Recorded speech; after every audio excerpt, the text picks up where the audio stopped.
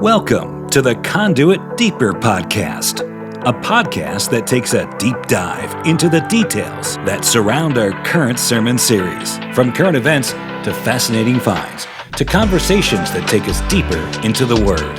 Thanks for joining us.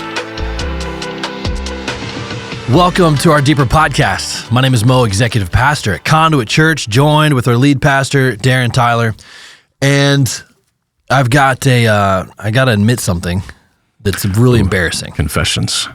Just out of the gate, just want to put it out on the table for those listening. For those watching, thank you for those that do watch on our YouTube channel. If you haven't subscribed, go ahead and do so. Yeah, do it right now. Sorry, this was... Before I talk. Before you seize up, yeah. I pulled a muscle in my back about a month ago. I've never had back pain before in my life. You've never been 40. How old are you right now? 44. You've never been a 44-year-old grandpa before. I am a grandpa. Yeah. Twice. And special announcement, about to be a grandpa a third time. Oh, we can be public with that? It's public. Oh, buddy. My son, Gabe, and daughter-in-law, Rama, are expecting their first. I'm about to be a grandpa for a third time, and my wife, a grandma. Oh, man, it's the best thing in the world. I need my kids to get busy. Can't even describe it. But yes, I guess being a grandpa now, I'm susceptible to random muscle pulls in my back. I was playing pickleball, okay? Can we just be honest here? Yeah. This is a dangerous sport. I don't think people understand just how dangerous this is. I think that's actually true. I was playing very hard, very fast, very aggressively, like I always do. I play to win the game. Yeah, Mo's a competitive guy. I am competitive. It's been said. I don't know why else you would play the game other than to win the game. And so that's what I was doing. And then I felt the tweak that paralyzed me. Now, I've done all the therapies. So save the emails, the oils, all that stuff. He's working on it. He's got his wife knows what she's doing. So we appreciate your enthusiasm. Trainer. Yeah, she's got physical therapy background. Like you name it, I've done it, and was making incredible progress. Last week I felt amazing. And actually took the staff. Our staff went and played pickleball on Monday. Yeah. Then you got greedy. I got greedy. I got after it a little too hard. And then Tuesday, standing up from a meeting here in the office, and I dropped like a sack of potatoes, clenching my back. And so today I'm sweating it out. I'm pushing through right now. Yeah. So if you see me seize up and... Well, we're going to do a deeper drinking game. Okay. Now we're Christians, so of course this is not alcohol. Of course we're Christians. We would never do that. Diet Sundrop. So in honor of Donald Trump's election, it will be Diet Coke. So we're going to do a Diet Coke drinking game. And every time Mo seizes up, if you hear, you take a sip of your Diet Coke. And if you can get to the end of a can, we'll make it through the entire podcast. If you hear me wheeze and... look like I have beads of sweat coming out of my brows because my back is completely spazzed out. So now that we got that out of the way, so that you know, that's what's going on behind the scenes. If you hear a groan in the background, it's nothing illicit, nothing untoward. See, and laughing is making it worse. Actually, I feel it every time I laugh. So I'm trying to be grumpy. So is that the first drink of the Diet Coke? Was that a half seize? So take a sip. Okay, it kind of was. I'm going to follow that up with. What is a woman? This was your sermon title from Sunday. Yeah. Which I did kind of volley that out there, kind of as a joke. We got to give credit where Mo was like screwing with me. I'm like, actually, brilliant. Because that's the problem, right? Like, this is the Bible tells us, I guess I kind of launched with that. Like, biology. Well, first of all, Marshall Lee, excellent job editing What is a Woman documentary. If you've never seen it, I don't know how you feel. It's fantastic. Yeah. And also incredibly infuriating. Like I had to take my Apple Watch off the first time I watched it because it just kept telling me your heart rate's up. Yeah. So, is that a drink? You can't do this the whole podcast. Why? I'm sorry. Every time playing a drinking game. Every time I scoot back and wheeze, yes, it's happening. Okay, I'm sorry. My bad. You just can't acknowledge it. That's on me. That's on me. I won't do that again. We'll take a drink for every time you think we need to take a drink. So you got a university professor at the University of Tennessee. We're not even talking Berkeley, okay? This is UT, Go Vols, Orange, redneck. And this guy, he just won't say what a woman is because what he says a woman is someone who identifies as a woman, which is the most brilliant line ever in history of documentaries. And when Matt Walsh says, okay, well, what is a woman? It's someone who identifies. Do you understand circular logic? It's unbelievable. So yeah, my point was that they can't tell you what a woman is. The Bible can not only tell us what a woman is, but who a woman is. Biology can tell us what a woman is made of, 2 X chromosomes. But it can't tell you what a woman was made for. And that's what the Bible does. It's from the beginning of time, God made them male and female, and it wasn't an accident. It's not hard. It's not controversial. And we just wanted to hit that head on. And so, yeah, we did. Because we're doing, this weekend, we're talking about marriage. But, I said it on Sunday, we really can't talk about a biblical marriage if we don't have a biblical definition of masculinity and a biblical definition of femininity. What is a man and what is a woman? Yeah, you laid the ground. It was good to lay the groundwork. I mean, this month's series. We're doing 4 weeks. Family First series. First week, lay out what a biblical man should be. Yeah. Lay out what a biblical woman should be this week, the second week. And so, it really makes sense to define those things when then you start talking about marriage and then start talking about parenthood. Yeah. And it's so crazy because it's not like a left versus right thing anymore. It's a sanity versus insanity. We talked about, I think last week, but this is a reprobate mind. It's what it means is a mind that's broken. I just can't imagine us having these conversations 20 years ago. Yeah. And the truth is that the majority, which is what we just learned in America, okay, that the people that are propagating this nonsense, they're not the majority, they're the minority. The challenge is they are the people in universities who are tenured. They're the people in media that are apparently tenured as well. I don't know how in the world half of these people still have jobs when they're, Anderson Cooper at $20 million a year for what? I know, right? I think that's going to go away, by the way. But what was interesting was, and this is probably, let's say this right now. We're launching a 4th service at Conduit on December 8th, okay? And the reason is we've had to turn away cars. We thought we'd solved it, but we started talking down this road again, and all of a sudden cars are coming from everywhere. And I think it's just as simple as that there is a famine of truth in the land. And it's so wild to me that that's so needed because that's what the church has always meant to be. But by speaking truth,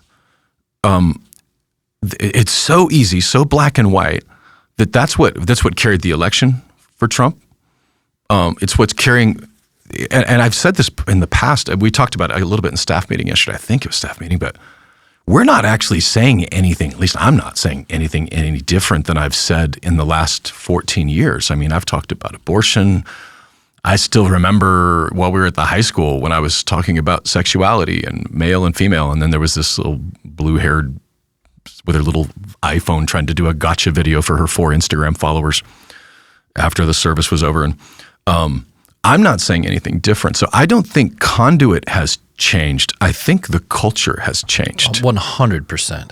And what's changed is that for the first time, the majority of Americans, at least, we're just working. They're doing my dad isn't trying to research what's going on at the University of Tennessee. He got stuff to do.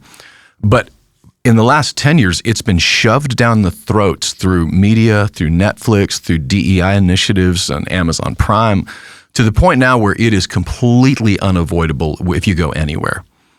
And what has been frustrating to me, I was watching Jon Stewart video yesterday. A pretty funny liberal. He's an equal opportunity, bust the chops of both sides. But his video was talking about that. He was kind of making fun of us, a conservative saying that Democrats ran on woke campaign, and he was showing these clips of all these Democrats with I own a gun, and But what he didn't get, this again, brilliant thinker, brilliant comedian, does not understand that a voter like me can see right through that. It wasn't that they didn't run on that campaign of wokeism; it's that they didn't run against it. We needed someone to say, I'm not going to this is done. The military, this is over. We're not going to, there is no such thing as trans. That's not a thing. You cannot transition from a man to a woman. You can cut your unit off. You can cut your breasts off, but you're still who you know what I mean? The chromosomes are the same. The biology is still the same. Someone needs to say that. And he, as best I can tell, and maybe this is okay, that the hardcore left-wing leftist wokeists still don't understand that, because as best I can tell, the lesson they seem to have learned is they just they weren't condescending enough, like they didn't yell enough at us, as opposed to the fact that, which is why I'm excited right now, because you and I get energized in crisis. You know, I don't know what that says about us, but I'm energized because the culture has shifted. There's a hunger, especially in young people who, you know, they spent the last few years of their high school with a mask on, being told nonsense. They've been forced into a, you can't say this out loud because it'll offend somebody. That you can only do that so long before you're like, dear God, somebody tell me the truth. And so my theory, I'm rambling. I feel like Bill O'Reilly all of a sudden, like a grumpy old man. But my theory is this. In the 60s, the sexual revolution came along. It was free love. It was peace, love, LSD, San Francisco hippies. I mean, the house I live in right now had a hippie commune in the late 60s and early 70s, you know, because they made it all the way east. But eventually the bills came due, and the hippies were like, God, I'm miserable. I've had sexually transmitted diseases. Like, everything I was promised that was going to happen is not happened. And out of that was born the Jesus revolution, right? The people getting baptized. And it was all based on peace and love.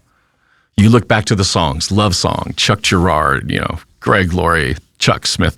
It was peace and love. They were like hippies, but peace and love. I think that the next revival in America is going to be on truth and clarity. And it's playing out in the culture. If you are a pastor and you are not speaking specific, clear, bold truth, then people are going to go to a different church, because at least some will, because there's a population, specifically young people, that just want somebody to tell me the truth. And Jesus is the truth. Jesus, I am the way, the truth, the life. We have a corner on that market. Why wouldn't we lead with that? Yeah, no, it's well said.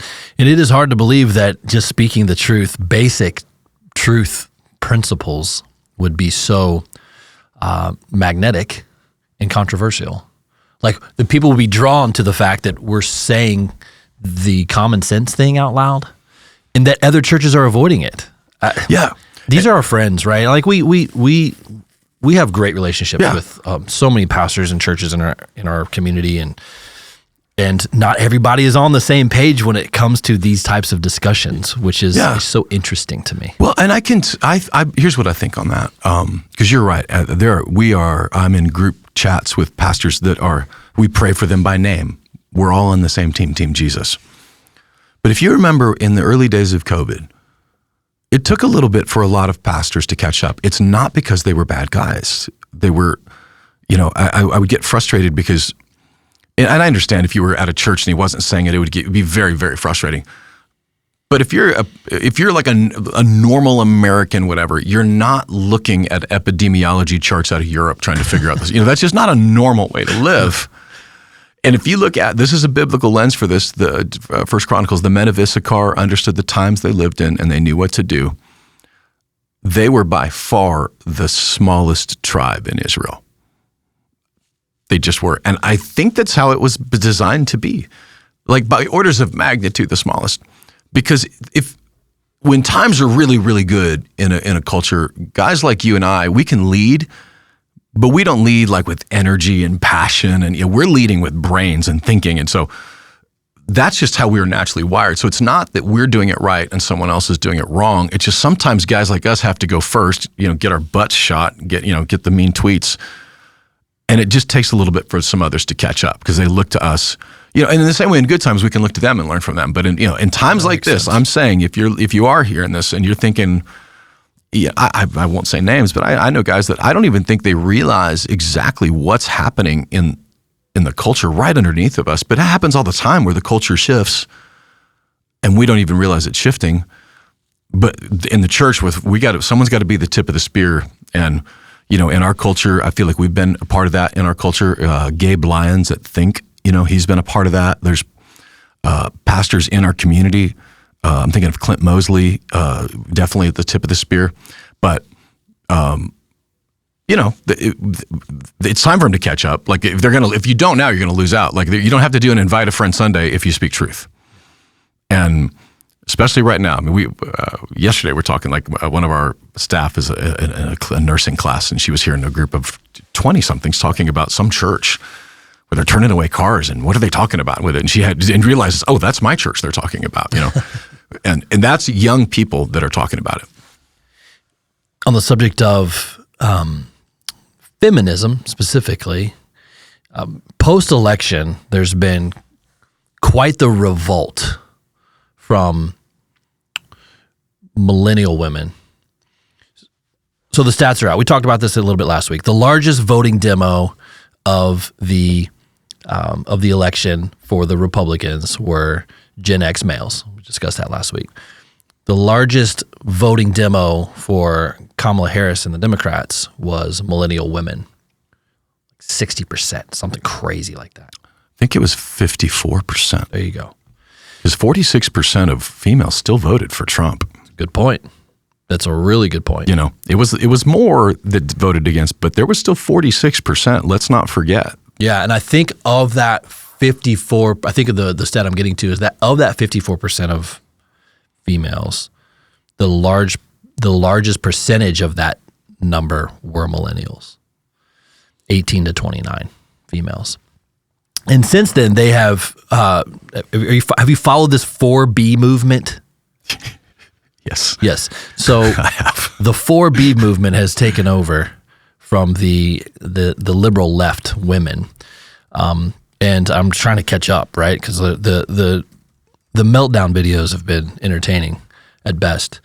They were funny at first, and now I'm like, oh man, I'm really sad for our country. Scary. and it's still kind of funny, but really sad. Apparently, it's originated from South Korea. This is a South Korean thing, and these 4Bs stand for these 4 words, which I'm not going to try to pronounce because they're in Korean. But the first one is no marriage with men. Second one is no childbirth. Yeah. Third one is no dating, and the fourth one is no sex. And this 4B movement is what people what millennial women are signing up for, to make a statement to stand against the patriarchy or just against Trump male voters. Yeah, that'll teach them. Well, wouldn't it be wild if the abortion rate actually goes down because those are the ones that wanted to have abortions? It'd be a real weird irony in the whole thing if they actually. Now, in fairness, there were a few of those that were like, I think you were safe already. Like that you weren't in any danger of having to worry about that the next 4 years. But it's a fascinating way to, because the fact is, the only ones they're punishing in that case, quote unquote, are other liberal dudes, right? They weren't going to sleep with a Republican anyway. Like it's so maddening, reprobate. Right. Like this is so dumb. And ironically, the very people that would have hated on the quote unquote purity culture, the very people that, wait till you're married, that's archaic, are now shouting, I'm not going to have sex with anybody, So, I say go for it. Yeah, I mean, it speaks to, though, the kind of where things are in the culture. Yeah. That's the response. Yeah. But what I am greatly encouraged by, is the amount of young men that voted for truth. That's hopeful for our future as a nation. Yeah. Because if you take away the worldly ideas of all this stuff, the statistics of if a man, like I say, a husband and wife, if a man comes to Christ first, the percentage of the family that comes to Christ is infinitely larger than, say, if the wife does first. It's just those are the numbers. A group of young men that are not just sold against wokeism, but sold out to truth, to Jesus. We can change a nation with that kind of an army. And we've seen it. We got it at the Circle on Tuesday nights. There are so many young men in that room just worshiping their guts out. The young men that are showing up on Wednesday nights, like they had 280, 300 teenagers last week. And if you've been around, like you hear some of these clips like that Joel or Brady or we're putting out there, it feels like a youth pastor from 1998, like they're just telling the truth. And the kids are starving for it. And, I guess for me, one of the things I'd like to do, like today anyway, is to say that the election, we at least held back some evil in our country. Because I don't want to pretend that President Trump is pro-life. He's not. He's said he would not sign a national abortion ban. So we can't put our hope in him for that. Now, he is the Molotov cocktail that was just thrown into the system. So the woke stuff, the DEI, he wants to do away with the DEA. I mean, there's a lot of stuff that he is going to do. But I want to say as a pastor, and I'm specifically speaking to Conduit Church family, but anybody that's listening to this, in full shepherd mode to say, we don't get to rest now just because the tide of evil was held back right now. Because if we think for a second that they're going to go into the long, cold night, and just retreat, the media folks, the talking heads, the university indoctrination camps, they say, the percentage of quote unquote educated people that voted for Kamala over Trump was like, huge difference. But what they skip out on that is what they really mean is they went to college and graduated. And what they then are forgetting is, and they had 4 years to be indoctrinated by a university. Right. So of course they voted for him, not because they're smarter, but because they're more foolish than them. But as a church, as people, what do we do now? What do we do now? The election's over. Thank God for that. The fight isn't even begun to be over because the war that was started at Revelation 12:4, that he went to make war against all of those who hold to the testimony of Jesus, that war is still ongoing.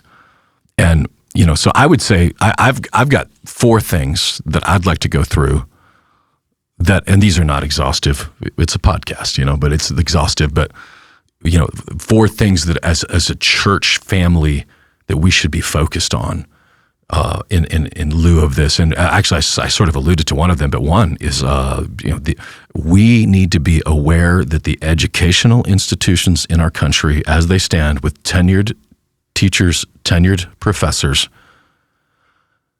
the vast majority of them are somewhere on the liberal spectrum, from either extraordinarily liberal to full-blown leftism, wokeism, and they are on a warpath to indoctrinate your kids. So we got to start with that. Your kids are young right now. You got to make the decision. They're going to make the decision of universities, but at some point when they're an adult, it's too late to tell them where they can go to college. So you got to start as a young kid to invest in them with it. And how many homeschool kids we got meeting here? Oh, wow. Throughout the week, there's, probably 100. Yeah. Shout out to Hannah Smith, and but they're full. So I'm sorry on that, by the way. Hannah Fratt. What did I say? Hannah Smith. Hannah Fratt. I know her name is Hannah Fratt. Hannah does an incredible job. Was that a Diet Coke season moment? No. It was good. Okay. Hannah Fratt. I've known Hannah forever. So that's embarrassing. I can't believe I said that. And then we did a little survey, like just amongst our kids, the kids that are a part of our kids ministry on a Sunday.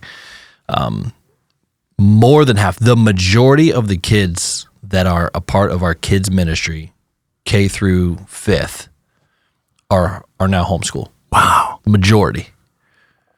Now, And we've always supported homeschoolers, but we've never had a majority of homeschool. And that scale tipped in 2021. Yeah, a lot of parents that would have never dreamed of homeschooling their kids. And I don't know how many tutorials are in Williamson County, but it's about 10 times more than there used to be. Right. Because, historically, this church building, before we even settled into this building, the churches before us that built this church in 1987, this old Baptist church, Harpeth West, used to have, host tutorials in the early 90s. What was the church name? It was, what was it? Harpeth West Harpeth? West Harpeth. Yeah. West Harpeth Community Baptist or something. No, it was Hillview Baptist Church. Well, Hillview Baptist Church, but I'm talking before Hillview Baptist Church. Oh, I didn't know that. Oh, yeah. The original name. I don't think I ever knew that. Yeah. I just work here. And so, but there was literally 1 or 2 homeschool groups in the entire county, not even 7 years ago. There has to be 30 plus. Oh, easily. Now. I could name probably 12 off the top of my head. Yeah. And they're all full and they're all waiting lists. And I would say so I'm going to say 2 things to that. First of all, not everybody can homeschool their kids, okay? So my homeschool mamas, do not shame mamas who can't homeschool their kids, okay? I'm talking directly to you, not for you at this point. Because it's not possible for everybody. There's a lot of homes right now that need 2 incomes. You just can't. And on the other hand, for those that have taken them out, you have a better option to, mentor your kids. But you know what? I'm just going to say it. So I had lunch yesterday with a couple of our student ministers in the Next Gen staff. And I asked them, what is the greatest challenge with homeschool kids? Fair question. Fair. And you know what? I completely caught me off guard because it was so like, but then he said, I'm like, it makes total sense. And it was respect, teaching them respect. And what they meant was this: when someone's talking, you don't talk. When you need to go to the bathroom, you need to let somebody know, because we need to know if a kid's out of the classroom. But if you're in a homeschool all day, you don't know that. You're just running around, because it's your house. It's your house. So you're on the one hand, you're teaching them good, solid educational information. Don't forget to include, and here's how to be a human in life. And we all know that. Like the way I behaved when my mom was not around is not the way I behaved when she was around. If you think your kid is different than that, you are delusional. You know what I mean? That's just what kids do. So anyway, my point is one of the greatest lessons as far as, here's where we are, here's what we're doing next. If you can homeschool your kids, homeschool them, pump education into them, but also pump life into them as well. Teach them honor, respect. I understand you're not looking to line them up like a bunch of Nazis in Germany or whatever, with the education system. I'm not saying that, but I am. That's just something they just don't know. And so it puts a lot of load on Chris and Brady and Joel, just teaching them, hey, I do think that the influx of tutorials, though, is a great thing. I do too. It allows 100%. for social skills, classroom learning. Yeah. It's maybe once, maybe twice a week. Yeah. And you get a lot of that within those that didn't used to exist. Yeah, 100%. So it is in those types of environments. Homeschool isn't what it was in the 80s when they were churning butter and like sewing buttons on their own pants and stuff. In the 80s. My wife was homeschooled. Briefly. Exhibit A. Yeah. She doesn't churn butter, but she could fix a car. You think she learned that in high school? No way. But that's true. When your kid, I will say then, for the majority of people that are in a public school environment, first of all, I would find out who your Christian teachers are. Independence High School, there are Christian teachers there. In our church family, Shelley Redmond, Donna Henderson, I'm forgetting, I shouldn't even start naming them, but figure out who the Christian teachers are. Love on them and make sure your kid has a direct connection to them. Get them into first priority clubs, get them into FCA clubs, make sure that they're around other Christian kids at their school. Yeah, we took the bull by the horns when our boys were public school, Independence High School football team, and it was a really cool thing. We ended up starting a Bible study. I mean, the boys started a Bible study like themselves. Yes. And we just opened our home to make it available. And that was a community of believers that would meet every week in the high school or at our home from the high school that would carry over into the high school. Yeah. So they knew who had their back. Yeah. And that's something that, maybe that's why I have a lot of empathy for some of the pastors that haven't caught up quite yet on some of the, truth issues. Is I was asleep at the wheel at that. We're in Williamson County, Tennessee. It's the most conservative county on the planet, it feels like. And I was asleep at the wheel with understanding that there was such a shortage of teachers that they were hiring, 24-year-old woke university art teachers to indoctrinate kids in high school. So I would get your kids surrounded with others and in 100% figure out what they're teaching and engage with your kids as to, what's true or not. If they've got the 1619 project as part of their history class, show your kids where it's false, where the inaccuracies are of history, and that like history is being rewritten right under our nose by the New York Times. The 1619 project, if you don't know what that is, you can Google it, but it's the entire premise is that the United States was not built, it was built on a systemic racism of slave owners, and it's CRT disguised as history. And I don't know if any of our Williamson County schools are teaching it. I know universities are teaching it. But so anyway, education. 1916, not 1619. 1619. Google that, 1619 project, New York Times. I thought it was 1916. I'm thinking of the 1916 project, which is the You know what? That's Margaret a great thing. Sanger Watch that with your kids. That's a great documentary. Planned Parenthood documentary. I never figured out the dyslexia of those numbers. That's interesting. Yeah. And speaking of, public schools, and, one of the things Trump is saying he's going to do, and it appears as if he's going to try, is to eliminate the Department of Education completely. Just dismantle it. Dismantle it. 4,400. There's apparently 4,400 DC jobs that are Department of Education, and it's a bloated. Oh, because it's a government organization. 68 to $70 billion a year budget to. Now, not all of that money is to indoctrinate. Not all of that money is DEI, but a large part of what comes down from the federal government is these initiatives. The biggest pushback of eliminating the DOE, Department of Education, is the initial pushback is that it will eliminate special ed resources. But what they're saying though is let's take that money and just pour it all into special ed, right? Yeah, but pour it into the states and let the states then put together the Department of Education per state, not from a federal oversight, because it's just wasted money. In so many ways. I mean, what's so remarkable to me is like people acting like there's not some money that could be cut in Washington, right? Like they're like, oh, you can't cut because people are going to lose jobs or going to, which is, it's accurate they will lose jobs, but if those jobs don't need to exist, that's government 101 right there. Like we don't make up jobs just to give people jobs in the world. Like that, you have to find a way that you make a living that solves a problem that, Well, Trump just made up a job. And it's called the Department of Government Efficiency. Have you seen this? I have.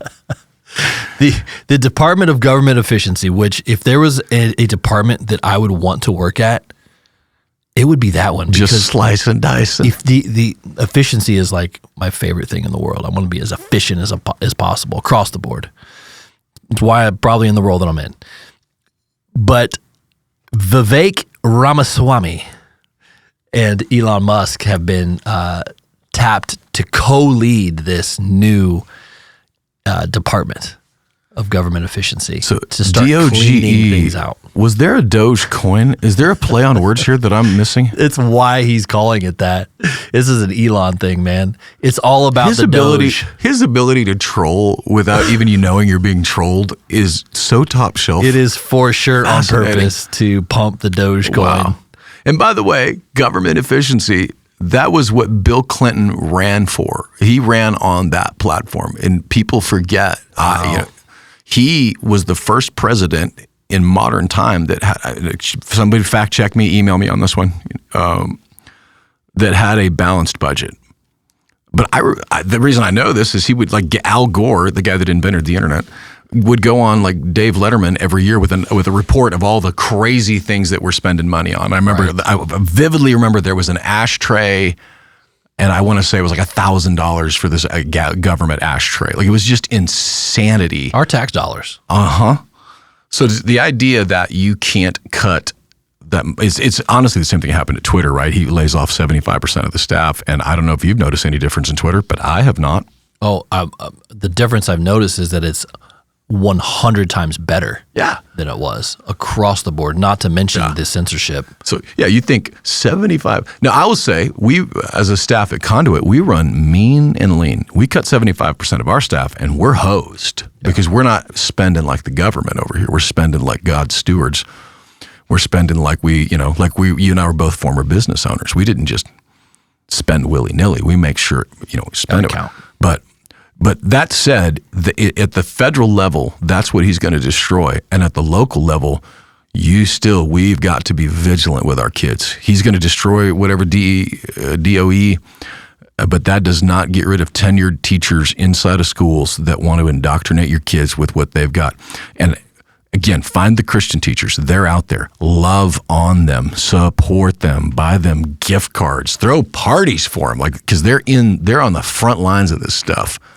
And they need our love and our support. That was your first point. Second one. Yeah, educational institutions, making sure we're alert. Yeah. Second one. Second one is, and you brought up Elon Musk, that's actually kind of the point, is we got to remember that being a conservative does not mean being a Christian. Very good distinction. I think you can be a conservative without being a Christian. I don't think you can be a Christian without being a conservative. That Christ is conserving the truth, protecting truth. So that's what it is. But as funny as Elon Musk is, as funny as Joe Rogan is, as compelling as Robert F. Kennedy is, they are not followers, disciples of Jesus. So we can vote like they vote without living our lives the way they live their lives. And you have to listen even to the way that they're framing things. And I would go so far as to say, don't let the fear or anxiety that they might be transferring hit in your heart. And I say this to myself, I say this to everybody, that if you're listening to more Joe Rogan than you're listening to Bible or to worship, then it's just out of balance for your life. Like, I don't mean that in a legalistic way. I mean it in a very practical, just an easy test. And if you're listening to that with specifically your kids in the car, you got that on, and they're listening along with you, and Joe Rogan's dropping the mother effers in the background and stuff, like, be aware of that, and be aware that your kids are going to take things more seriously, more to their heart than you are. So they used to say that whatever a parent does in moderation, a kid will do, in massive doses. So if you're feeling some anxiety about election, feeling anxiety and fear because you're listening to too much Joe Rogan, and your kid is crippled with fear and anxiety, I'm not saying it's your fault, but I'm saying that start there. Like, start with that. Get your own anxiety in check so that you can lead your child through it. And it'll take a while. We all know that. And people listening to this, you probably got kids that are struggling with it. So at least don't blame yourself, but at least acknowledge that there's a part that I could play by not filling up the home with the anxiety that I'm feeling because I'm spending all my time on Twitter getting angry, doom scrolling. And I don't know if it's doom scrolling right now. It's more like rage scrolling. Like, I've had to cut it out because it's funny, and then I'm like, but now I'm mad. I'm mad. I got to stop doing this. So I've cut it way back. I will say the past several days have been celebratory scrolling a little bit, just because somebody made the analogy this week that it feels like the NFL draft, the excitement around the NFL draft of who's going to get selected where, for all of us sports and nerds, for Trump picking his cabinet picks, right? It's like, oh, who's going to be next? Who's going to be next? The majority, I mean, I just looked it up. The majority of his current cabinet that he's picking, I think he's selected around 15 or so far. The majority of those would not be considered devout or outspoken Christians. There are two that have emerged that are outspoken, devout Christians, one of which is Mike Huckabee. Yeah. Mike Huckabee is nominated to be the ambassador to Israel. Yeah, well, that was a baller move. Which is really baller. Really cool. Really cool. He's an outspoken Christian conservative, former governor of Arkansas. Yeah, and hilarious. Funny guy, great bass player. Yeah. Friends of mine duck hunt with him a lot. I had a chance to go duck hunting where he was going to be last year when I was in somewhere, and like I would have been like whatever, just a kid in the corner, like what's Mike Huckabee? But anyway, so I mean, him being the ambassador to Israel, I mean, what's your initial take there? I mean, is he going to be able to help make sure that things are exactly the way they should be from a Christian perspective? Oh, 100%. So he comes at it from a very traditional Orthodox Christian view. But the thing about Governor Huckabee is he's also really practical. Yeah. Like he governed Arkansas very well. And I think he took over after Clinton left, I think is when he won. And his daughter, Sarah, I mean, I'm physically afraid of her. That woman could break me in half. Like she's tough. Means business. But yeah, because I think that he is practical and he is not emotional, because the cries right now is Israel is destroying Gaza. They have to stop, but nobody has a plan B. So somebody has to say, you've got to let Israel win this. Like that, the cries of which is ironic that a lot of the Muslim population voted for Trump in Dearborn, Michigan. I think they're going to have buyer's remorse. I think, because he's going to let them win. And by say let them, they're going to do it anyway. What was kind of unfair to Biden was that he wasn't doing a better job of controlling this war. You can't control Netanyahu. You can't control. Israel's trying to survive right now. And they have an opportunity and a window to cut off the head of the snake. They've already taken down Hamas for the most part. They've decimated it. They're decimating Hezbollah within an inch of their life. I mean, they've taken out the vast majority of the senior leadership of Hezbollah. And now it's time for the head of the snake. So last week they took out all of their air defenses. So, if you're wondering why Iran hasn't done anything in the last couple of weeks right now, it's because they are bare naked to assault from Israel. They took out all of their air defenses. So anyway, coming back to Huckabee, I think he is a grown-up in the room that has a heart and a compassion, because he's a Christian, for the innocent children of Gaza, of West Bank, of Syria and Lebanon. And he's also smart enough to know that it's not Israel's fault, it's Hamas's fault. Like that, we agree that the tragedy that's happened to these children is a tragedy. What we disagree on with our leftist woke crowd is that it is Israel's fault and not Hamas's fault.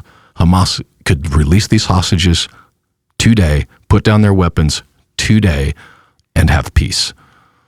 There was peace on October 6th, okay? October 7th, there was war. That was not Israel. They have the right to defend themselves. And if you didn't get a chance, we did a special podcast released on earlier this week with a couple of hostage survivors and hostage families of hostages. Sorry. Yeah.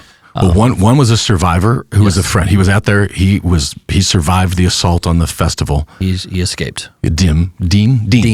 And the other was, to me, the mom, whose son is still being held hostage. Yeah. And she believes he's alive. They have had no proof of life, but she's got the faith of a mother that he's still alive. So yeah, if you didn't get a chance to watch that, go back and listen to that. And then the other outspoken Trump cabinet pick at the moment is the Secretary of Defense. Do you know much about this guy, Pete Hegseth? Yeah, he was on Sean Ryan's podcast like last week. Yeah, I mean, this dude is very bold about his Christian faith.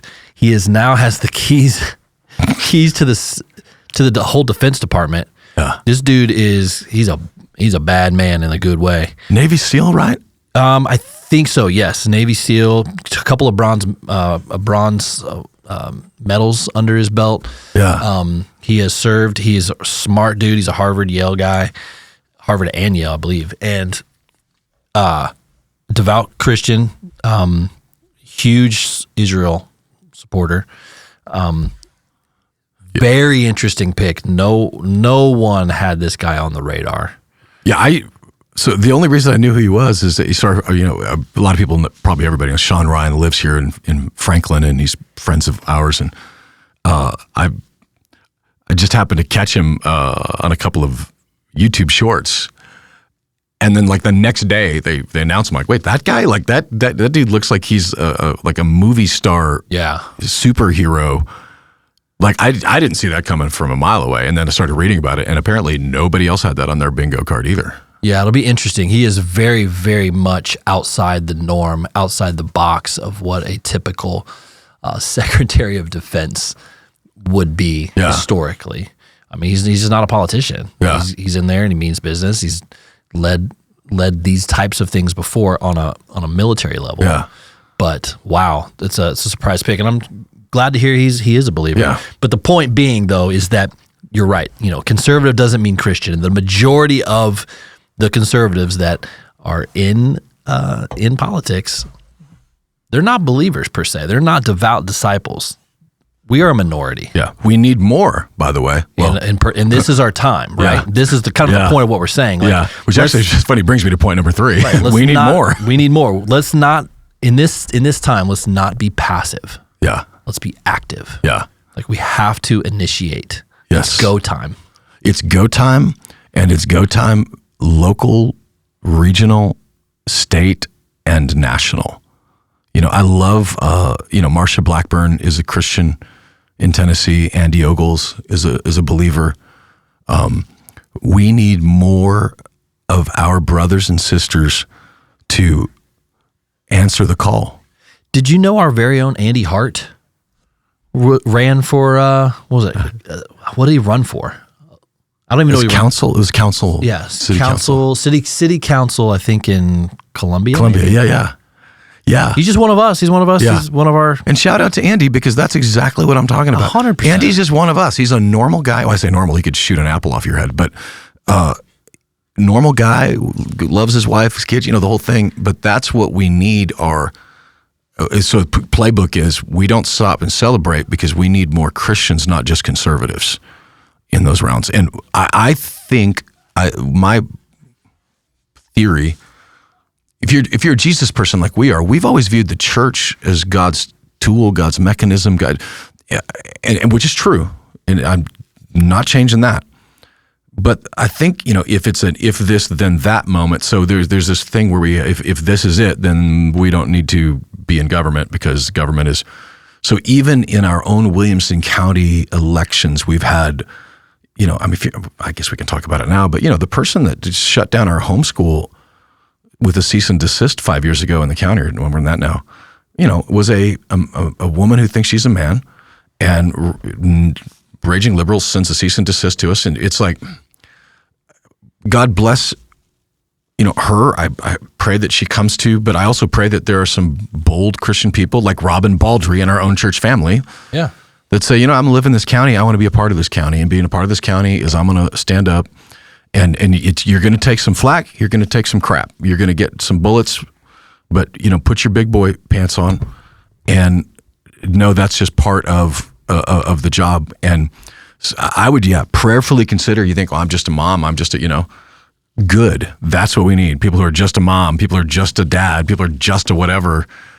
Because if we got people who are just a politician, that's what's been wrong with our country. We need people who are just a follower of Jesus, who saw what was going on in the city. Eventually the people of Israel, it said in Psalm, where they sat on the shores of the rivers, of Babylon, and we wept because we'd lost it. But they didn't stay there. They got back up. They went back into town. And Daniel, Shadrach, Meshach, Abednego, they got involved in the local government of their time. And so, that's the third thing that I think playbook for us. We have got to get, and let them call them Christian nationalists. When you ever hear that word, look at who's saying it, and then look at everything else they're saying and think, okay, that's completely discredited. The same people screaming Christian nationalists, for what I would say, said nothing when Vice President Harris was speaking at black churches all over the South. Nothing. right? When the Democratic pastors were speaking out. So it's just a name calling aspersion. Shake it off. They're fools.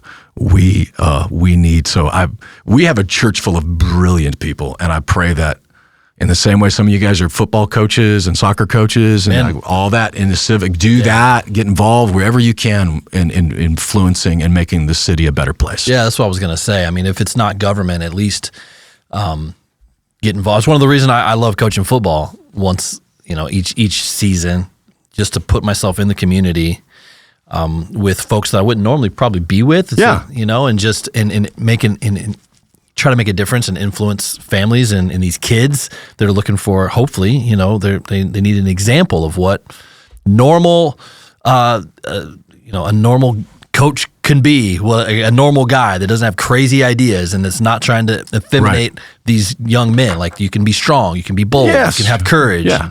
And drop and give me 20. Yeah, absolutely. And they want that. These boys want that. That's what I've learned. They want to be pushed to the limit. It's literally wired into the DNA of a man to the need to be pushed. That we're thinking we're asking too much. We're not asking enough. Especially in a team format. Yeah. When the other kid can do it and you see him do it, and you're like, okay, well, I can do that. And then they're rooting on each other to accomplish a really hard task or a hard goal or a competition or whatever it is. It's a beautiful thing. It really, really is. And I enjoy doing it. So yeah, whether it's coaching or whether it's government, getting involved, be active, not passive. Do not rest and sit on your laurels hoping someone else will do it. Yeah. Yeah. Because if I were to go back, I'm 53, my kids are out of school now. If I were to go back, I never looked at, I don't know jack squat about soccer. I don't know anything. So I just waited for someone else to do it. Now, fortunately, I had my son, actually all my kids had Christian coaches. And in fact, Trent was the architect for our building, was my son's soccer coach for most of his little league soccer career. But, I was Nick DeParty, one of our fellow Conduits artists, does a lot of the designs and stuff we see around here, him and Gabe. And, he's coaching his son's baseball game. Jeremy Heslip, longtime elder, longer time friend. And by the way, busy guy, right? Like, he is a director of recruiting at a company. He's got a lot going on, and he is coaching his kids' baseball team. And if you can do it with your own kids, it's great because you're actually getting parent time and coaching time. So you're making influence in the community and your son at the same time. So I think that's great. But yeah, look into the community.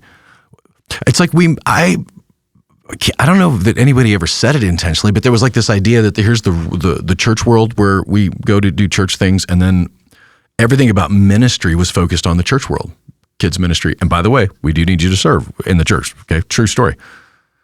But that's not the only place to serve. It's not the only. It's like in the marketplace, in the schools, in the more Jesus people we got fanning out into society, the better. That's Jeremiah 29, man. Like, they go and if you be for the flourishing of the city, and that was speaking about Babylon, not about Jerusalem. Yeah, and over the next several months and next several years, there should be a pretty safe path to get involved right now. And what I mean by that is the presidency, the House, the Senate, it's all red.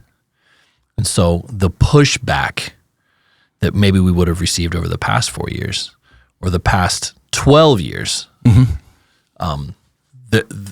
it's all working in one direction now to swing the pendulum back the other way. And so there's a safe path to get involved. You can start to push back. Like, it's more welcomed now. Like, these new ideas to actually push back is making more ground than it ever has before. Yeah. And so strike while the iron's hot. We talked about this. Like, which is, and that's the fourth thing I had was you got to get a game plan. Yeah. Hope is not a strategy. And so what's the game plan for your family? So obviously we just literally mentally dry heaved all over you. So if that could feel overwhelming, but just take a step back. What are the one or two things that are on your heart that you feel the Lord's calling you to? Is it coaching your baseball team? Is it? But at the same time, part of the game plan has to be discipleship of yourself and of your children. And that means active engagement and involvement in a local church. That is where God designed discipleship to happen. The average church attender right now is 1.5 times a month. That's why we experience it all the time. If we're going to communicate something to everybody, that everybody hears it, we have to say it 3 Sundays in a row, because the average church attender is 1.5. It's down from, I think it was 2.5 before the pandemic, and that's down from 3, and obviously 4. And I shied away from that over the years because I grew up probably like you did. You got to be, every time the church doors are open, you got to be there Wednesday night. We were. Wednesday night youth group, Thursday night prayer group, Friday night this, Sunday morning, Sunday night. So you had no life in the community, but we swung the pendulum the exact opposite way now. And if you're not discipling yourself or discipling your children with a rhythm, a regular rhythm, because that's one of the things they say, that when people got, after the pandemic, they just lost the rhythm and they never got it back again. You have to be purposeful about it. And by the way, that's why we're doing 4 services. Somebody said, I tried, but you guys keep sending me away. I'm sorry. I really am sorry that's happened. We're going to make it so you can get in here and invite your friends. But a regular rhythm where you're with the body of Christ, I'm not making it up. Forsake not the assembling of yourselves together, as some are going to do. And he says this, especially as the day of the Lord approaches. I don't know if you've checked the calendar lately, but especially as the day approaches. And one of the things we do is, when we get together as a church family, Hebrews 10:24, right before he says, forsake not, he says, when you come together, inspire one another to love, to good deeds, So we try to do that every Sunday with a mission moment, whatever, but you just get together with a body of believers and something special happens. A bunch of slaves get to go free. A bunch of kids in Africa are going to eat tomorrow. There's women who are choosing life for their baby at the pregnancy center who are going to have an option now because we got together and inspired one another to do that with it. So that game plan has to include a proactive corporate discipleship and an individual discipline of discipleship in your own life with your own children. You can't just outsource your discipleship to the youth pastor or to the kids ministry. You can't outsource your own discipleship to just sitting and listening on a Sunday. You've got to be proactive with it. Build the discipline into your life. So those are the 4 things I see. Yeah. I would assume maybe this all kind of ties into maybe what you're sharing a little bit on this Sunday, or is now we've defined biblical masculinity, we've defined biblical femininity. What are we building next on top of these things? Yeah, what we're building into that is now, how does that work in a marriage? How long have you been married to Jen? 24 and a half years. Oh my golly, yeah. Shannon and I are 2 weeks away from 30 years. But yeah, so so Sunday is, okay, so you got a biblical man and a biblical woman. Biblical means then also, and I say this, I always have to caveat, some people are called to be single. The Apostle Paul was called to be single. Some of you are, and it's a sacrifice, and some of you are single for a season, right? So caveat. That said, God created a man and a woman, and it is not good for a man to be alone. It's not good for a woman to be alone. And that's great, but how do we do that in the fallen world? In that tension of Genesis 3, where he will rule over you, you're going to want his place. That's the curse. How do you overcome that curse? We're redeemed from the curse of the law. So how do you overcome that curse in a biblical marriage, a biblical man and a biblical woman? Here's the good news. If you follow the biblical standards of marriage, 100% chance of success. 100%. And by the way, that statistic that you'll hear, even 50% of Christian marriages fail, I'll show it to you on Sunday. That's false. Like that's a statistic that was cooked, and it's not. I'll explain on Sunday, but that's not even true. Christian marriages last longer, are more successful than non-biblical Christian marriages. So we're going to talk about that on Sunday. That'll be good. We tease it out at the beginning and a little bit in the middle, but just a heads up to those listening, to those watching, we are launching a fourth service. December 8th, mark your calendar, December 8th, we are going to move our service times around. This is the new service layout. 8 a.m. for our early risers, those that hit the ground running, those that wake up at the crack of dawn. So not the musicians? Not the musicians, but those that want to join us for an early morning of worship, 8 a.m., second service will be 9:45, and then the third service that morning will be 11:30. And then, of course, keeping our 5 p.m. for those musicians and those that would want to join us later in the day. The 5 p.m. has become one of my favorites, just because it feels, I don't know, I think each service ends up taking on its own personality. They absolutely have their own personality, 100%. The 5 is just fun. I think that's what it is. It's just a fun service, and you get to have your whole day. Those that do come to the 5, they sleep in, go to breakfast, hang out, go on a hike, spend the day hanging out with family, and then come to church that evening before heading into a crazy work week. And so be thinking about those of you that do attend Conduit, which service you would want to jump in with us. Be thinking about maybe which service you would want to serve with us, as we're going to have to bolster our volunteer base to really pull this off, of course. And so grateful and thankful for the hundreds of volunteers that serve each and every week. It's remarkable how many people serve so well and have so much fun. Like, I don't know if I've paid attention on Sundays. People are literally having fun. The people in the parking lot, they might be having the most fun. Even when it was raining, they're out there howling and laughing and slapping each other to back, burping. The only way to do it. Yeah. So awesome. Yes, and so more information will be coming about that. You'll be hearing us talk about it. And so we're excited for it. It's a new season at Conduit. More information, obviously, on our website.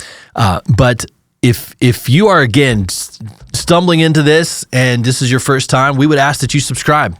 We would ask that maybe you leave a comment at YouTube, leave a review at either Apple Podcasts or Spotify. It helps get this podcast into the algorithms. It really does help. Like I've learned from the young Jedi here, but it really helps to do that. It allows other folks to discover it as they are scrolling and looking for different podcasts and content. So we are grateful that you've joined us for this deeper podcast, and we'll be back here next week.